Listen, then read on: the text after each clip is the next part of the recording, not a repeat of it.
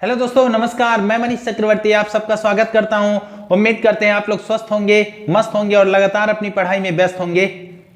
तो मेरे दोस्त, आज बातचीत करेंगे हम लोग एसएससी जीडी का एग्जाम।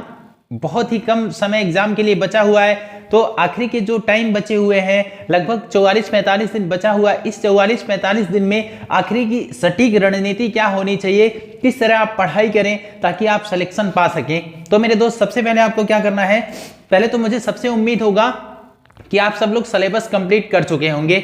यदि आप सिलेबस कंप्लीट कर चुके हैं तो फिर टेंशन वाली कोई बात नहीं है। यदि नहीं किए हैं तो भी अभी 4-5-6 दिन 10 दिन के अंदर सिलेबस कंप्लीट कर लीजिए। जो भाई सिलेबस कंप्लीट कर चुके हैं वह लोग ज्यादा से ज्यादा टेस्ट देने का प्रयास करिए, और टेस्ट दीजिए तो एनालिसिस जरूर करिए। क्योंकि मेरे दोस्त, आप टेस्ट दे करके, बहुत सारे बच्चों को मैंने देखा है टेस्ट दे करके छोड़ देते हैं, उसको वापस देखते नहीं है कि कहाँ मेरा वीक पॉइंट पड़ रहा है, कहाँ मेरा मजबूत है, तो इसको देखते ही नहीं है, वहाँ मिस्टेक हो जाता है।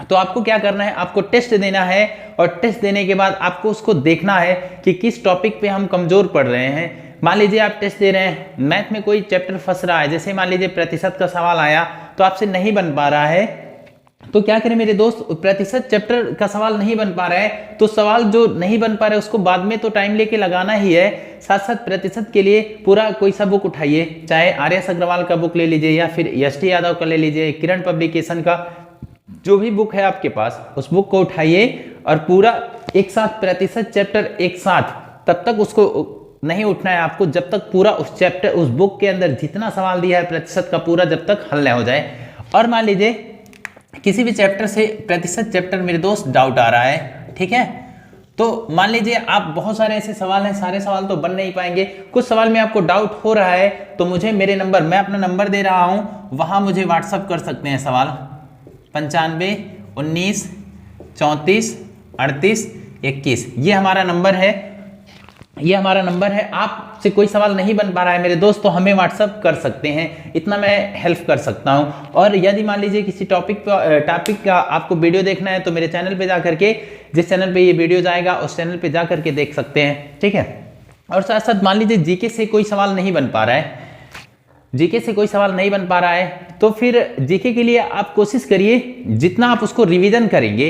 अब इस जीके बहुत ज्यादा पढ़ने का टाइम नहीं बचा हो, जितना आपने पढ़ा है उसको बार बार रिवीजन करिए। जितना आप रिवीजन करेंगे, जो आपने पढ़ लिया है कम से कम वो तो याद हो जाएगा। यदि याद रहेगा तो आपका समय बचा देगा, जो नहीं याद रहेगा आप उसमें कुछ नहीं कर पाएंगे। तो ऐसा नहीं कि आप पूरा बुक पढ़ने बैठ गए हैं, पूरा लूसेंट पढ़ रहे हैं, पूरा घटना चक्र पढ़ रहे हैं, तो उससे कुछ भी नहीं होने वाला है, क्योंकि जो पढ़े हैं वो भी चला जाएगा।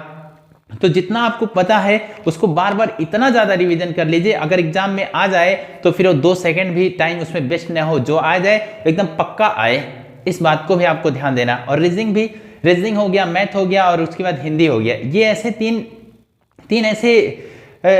तीन ऐसे टॉपिक हैं मेरे दोस्त जहां से आप पूरा का पूरा नंबर ला सकते हैं। मैथ में भी पूरा पूर्णांक ला सकते हैं और हिंदी में भी पूर्णांक ला सकते हैं, और इसके बाद रीजनिंग में, क्योंकि इसका एक दायरा होता है कि इस टॉपिक से आएगा, आता भी है एग्जाम में भी वैसे आता है। एक जीके है, वहां आप कुछ भी पढ़ लीजिए, जरूर आप कहीं ना कहीं गच्चा खा जाएंगे।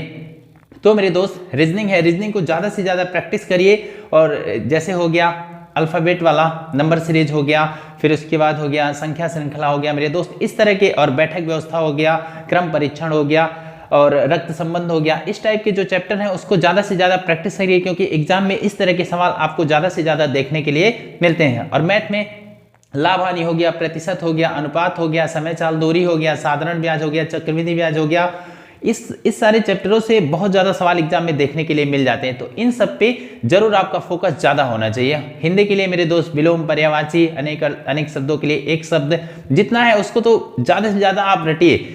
जितना आप उसको बार बार पढ़ेंगे, जितना पढ़ेंगे उतना आपको कंठस्थ होते जाएगा, और एक बार जो चीज याद हो जाएगा एग्जाम में देखते ही आपको दिख जाएगा कि अच्छा हाँ, जितना आप पढ़े रहेंगे, आप कहिए कि एक एक याद कर दे, एक किनारे से आप पढ़ते जाइए, आपको एग्जाम में ऑप्शन के साथ दिखेगा, आप खुद समझ जाएंगे कि मतलब इसका आंसर ये है। इतना आपको हेल्प मिलेगा, बस आप एक बार पढ़े रहिए उस चीज को, ठीक है।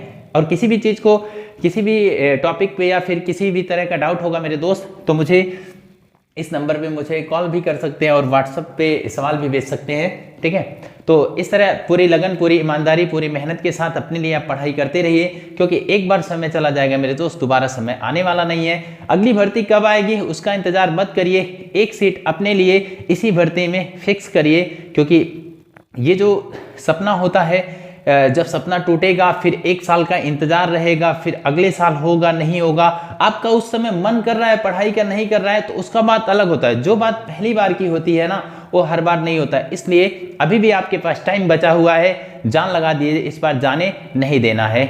जय हिंद।